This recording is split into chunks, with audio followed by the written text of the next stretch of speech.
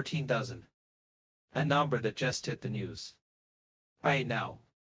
14,000 lives, cast onto the most dangerous shipping lane in the world in little more than inflatable toys. This year alone. And as that number flashes on our screens, the system built to handle it is screaming under the strain. This is the story of that strain. This is the story from the breaking point. What does a breaking point actually look like? It is not a metaphor endeavor. It is the exhausted 1,000-yard stare of a border force officer who has pulled 3 sinking boats from the water before lunch. It is the local BIP's surgery, its appointments book overwhelmed by cases of hypothermia and trauma it was never meant to treat.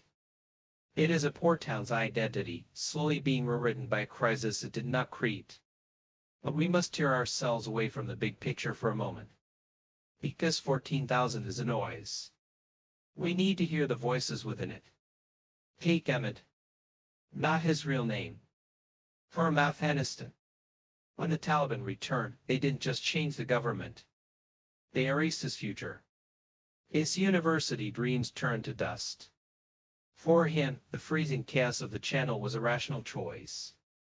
It was a door, however treacherous, while every other door was being bolted shut. Or Fatima from Iran.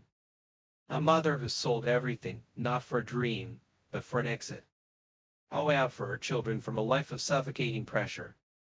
The smuggler's promise was a lie, but it was the only lie that offered a thread of hope. These are not isolated stories. They are the pattern. They are from Syria, from Eritrea, from Sudan, from Yemen. They are the human consequence of a world on fire. And the wind carries the embers straight across the English Channel. And walking among them, with different stories but equal desperation, are others. A young man from Albania, seeking a better wage on a construction site.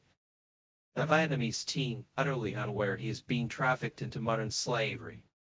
This is the brutal complexity. The small boat holds the genuinely persecuted, the economically desperate, and the criminally exploited all together. And our system, at its breaking point, has to sort them all out. So how did they get here? Who makes this nightmare logistically possible? Meet the only true winners in this crisis, the smuggling networks. Then picture a lone figure on a beach. Picture a multinational corporation. A ruthless, agile, customer service-oriented nightmare of a business. At the top, the Sioux figures safe in distant countries, counting profits. Below them, the middle managers on encrypted apps marketing safe passage on social media. Then the ground team in France, warehousing people in squalid rooms, charging them extra for the floor. Providing life jackets, sometimes real, often deadly fakes. Finally, the disposable labor. The ones who drive the dinghies to the shore, inflate them vessels for packed with souls. They hand the tiller to a terrified passenger given a 2-minute lesson. You drive or you stay. Then they vanish. The economics are flawless. A boat costing a few £1,000s can generate over 100,000 in a single night. The rest, borne entirely by the customer and the underfunded rescue services. They have commodified hope. They have made despair a book export. And the English Channel is their conveyor belt. But why is this crescendo happening now? It is a perfect storm. First, the push. The world is producing desperation faster than ever. Afghanistan. Sudan. Climate-driven famine. Economic collapse. The fuel for this fire is abundant. Second, the pull. Or the perception of it. The Iraq is seen as a place with a language, a rule of law, and communities from home. The narrative of Britain is full battles with the smuggler's narrative. Britain is opportunity. And critically, the perception is that if you arrive, you can stay. The reality of a years-long asylum limo is not part of the brochure. Third, route displacement. We clamped down on lorries on the Channel Tunnel. So the traffic shifted to the one path we can't physically block, the sea. Squeeze a balloon in one place, it bulges in another. And fourth, political gridlock. The Ox flagship policy, the Rwanda plan, is stuck. Stuck in courts, stuck in debate. In France, patrols stop boats, but lacking detention space, people are often released to try again. This gridlock is the smuggler's greatest marketing tool. Come now, they whisper.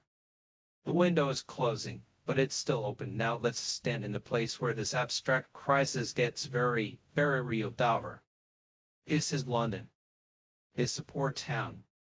Its lifeblood is the sea. And now the sea delivers a relentless, traumatic tide directly to its harbor. The strain is visceral. Schools take in children who speak no English, who have seen horrors, who need specialist care the budget doesn't cover. The local hospital treats hypothermia as a routine admission. Charities and volunteers, ordinary people have become a shadow welfare state, handing out clothes, food, and kindness from church halls, running on fumes and goodwill.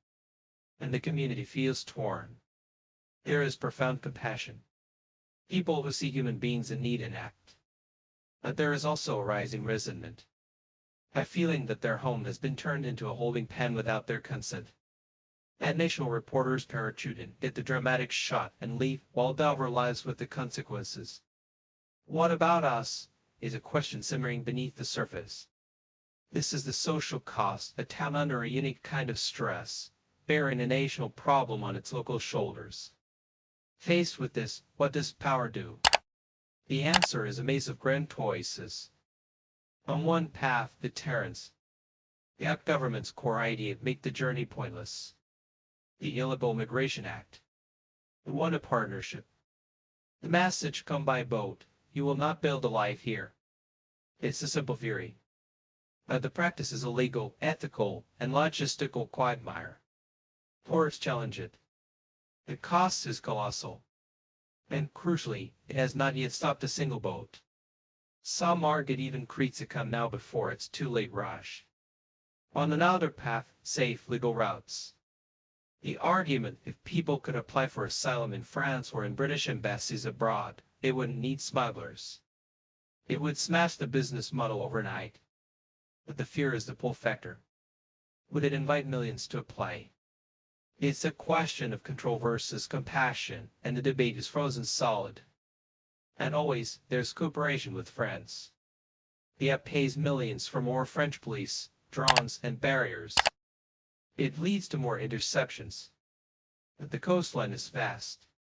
The smugglers adapt. It's a costly game of whack-a-mole. The result? A stalemate.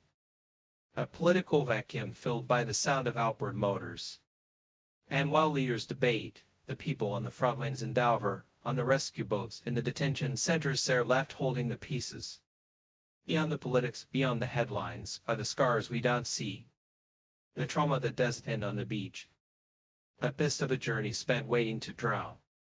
The deep freeze of the asylum system, years spent in a hotel room, unable to work, unable to move forward, just waiting. This is the hidden limbo, the purgatory of bureaucracy.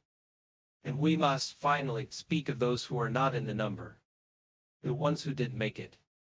The lives lost to the Channel's cold embrace. They are the ultimate verdict on this crisis. So here we are. 14,000. A breaking point. A town stretched thin. A policy maze with no exit. A smuggler's paradise.